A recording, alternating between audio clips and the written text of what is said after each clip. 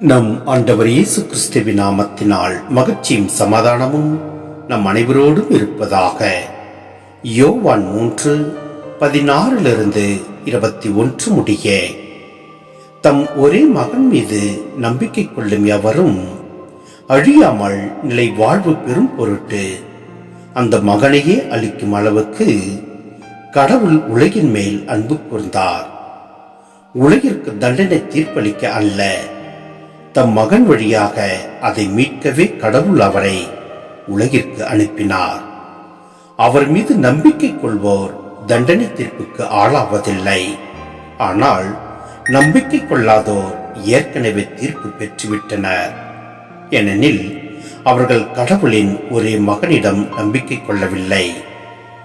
ஒளி உலகிற்கு வந்திருந்தும் தம் செயல்கள் தீவனவாய் இருந்ததால் மனிதர் ஒளியை விட இருளையே விரும்பினர்.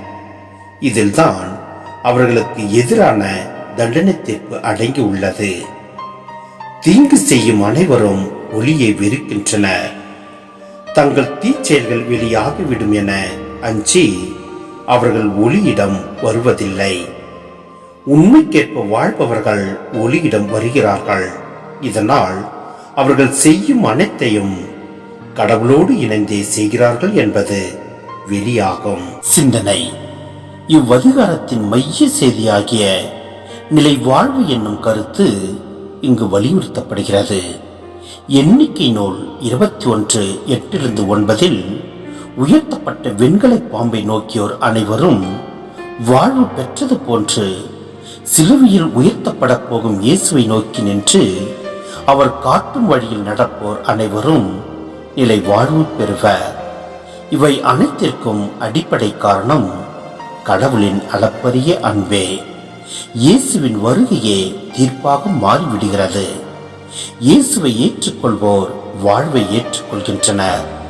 அவரை உதறி தள்ளுவோர் தமக்கு வாழ்வு வேண்டாம் என்று தமக்கு தாமே தண்டனை தீர்ப்பு அளித்துக் கொள்கின்றனர். இவ்வாறு இயேசுவாக தீர்ப்பிட தேவையில்லை. அவர் வருகையே தீர்ப்பு செயல்படாக அமைந்து விடுகிறது.